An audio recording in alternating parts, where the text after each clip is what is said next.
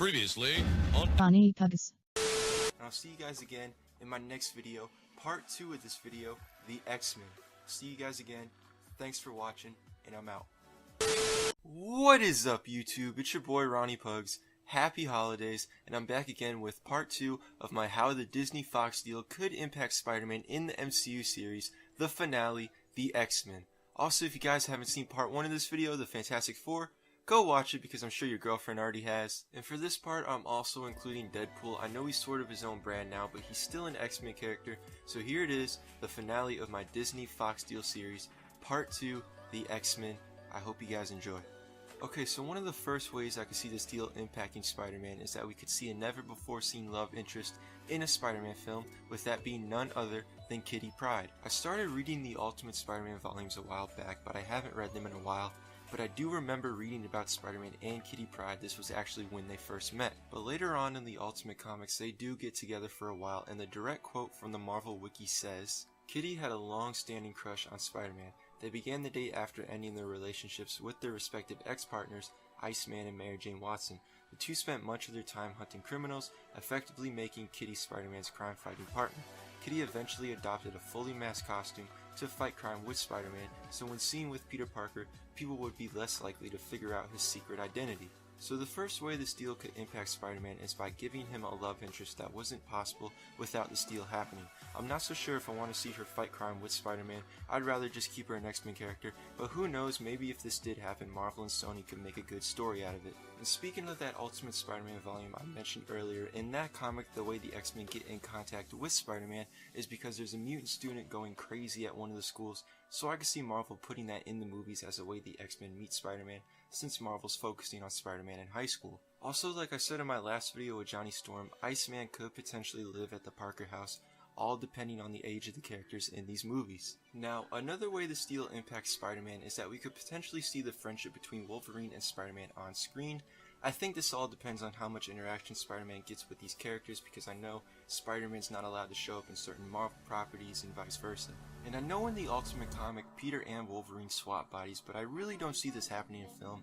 I think if they did that, it would have to be for one of the Avengers films. So one of the other ways I see this deal impacting Spider-Man is that we could potentially see Spider-Man and Wolverine's friendship from the comics and other media on the big screen. Also, another good thing from this deal is if Marvel wanted to, we could see the Spider-Phoenix on screen, since Jean Grey and the Phoenix Force are now in the MCU. Now, if Marvel wants to sell toys, and I'm sure they do because that's where all the money goes, this is how you do it. This is the almost immortal Spider-Man. He's on fire.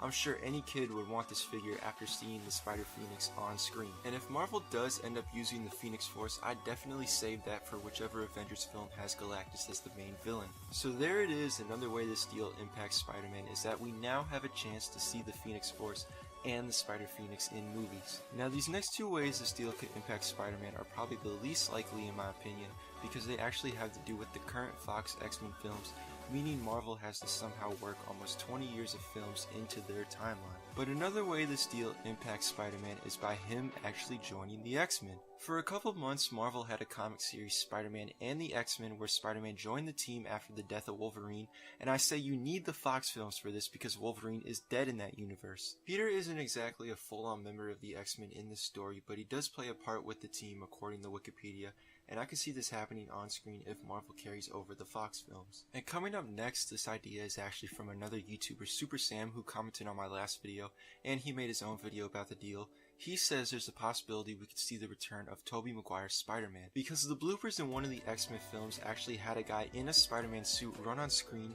Also, Stan Lee's original cameo for the Sam Raimi Spider-Man film was supposed to be him selling glasses that were worn by the X-Men, and also Hugh Jackman was supposed to make a cameo in that movie as Wolverine, but the reason it didn't happen is because they couldn't find the Wolverine costume, which I don't know how hard it is to find a beater and some pants, you guys tell me. And also because one of the props on the set of X-Men Apocalypse mentions Spider-Man, which I will link that video down below along with Super Sam's. So it's like the Raimi films are in a shared universe, but they're not, so the other two ways this deal impacts Spider-Man are, and it's a long shot, we could see Spider-Man join the team after the death of Wolverine, and possibly the return of Tobey Maguire's Spider-Man. Now that wraps up the main X-Men part of this video, so the ways I see the main X-Men impacting Spidey before I move on to Deadpool are Kitty Pryde could potentially be a love interest for Spider-Man.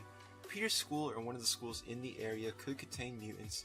Iceman could possibly live at the Parker house. We could see Peter and Logan's friendship on screen. The Phoenix Force and the Spider-Phoenix could appear on screen. And also Spider-Man could potentially join the X-Men, and we could see the possible return of Tobey Maguire's Spider-Man. Now as for Deadpool, I can't really think of a lot other than the fact that Spidey and Wade do have a comic out right now. Maybe we could see them team up in the future, and I do expect Deadpool to make references about the other Spider-Man films when he does meet Tom Holland's Spider-Man. Maybe he makes a joke about him being younger than the other two actors. I know there's a comic storyline in the Ultimate Universe where Deadpool captures Spider-Man and Kitty Pryde, and they actually have a fight with Deadpool, similar to what we got in the Shattered Dimensions game because it is televised in the game and comics. And for my last way this deal could impact Spider-Man, and I could definitely see this happening, Deadpool could get the symbiote before Spider-Man if Peter doesn't get it in Infinity War. They recently retconned it that Deadpool's actually the first person to have contact with the symbiote. It's just something fun we could probably see in the movies. So the way this deal impacts Spider-Man on the Deadpool side are, Spider-Man and Deadpool could team up like in their comic. Deadpool could potentially make references about the older Spider-Man films. Deadpool could potentially be a villain in one of the Spider-Man films. And also Deadpool could get the symbiote before Spider-Man. So there it is guys, part 2 of my Disney Fox deal series. I have my full list of ways this deal impacts Spider-Man on screen now, and I'm not saying this is going to happen, this is just some of the possibilities we could get in the MCU thanks to this deal. And real quick, I want to give a shout out to everyone that supported my videos so far and liked my last video.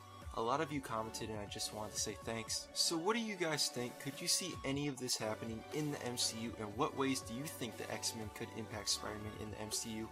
Let me know in the comments below. Thanks for watching.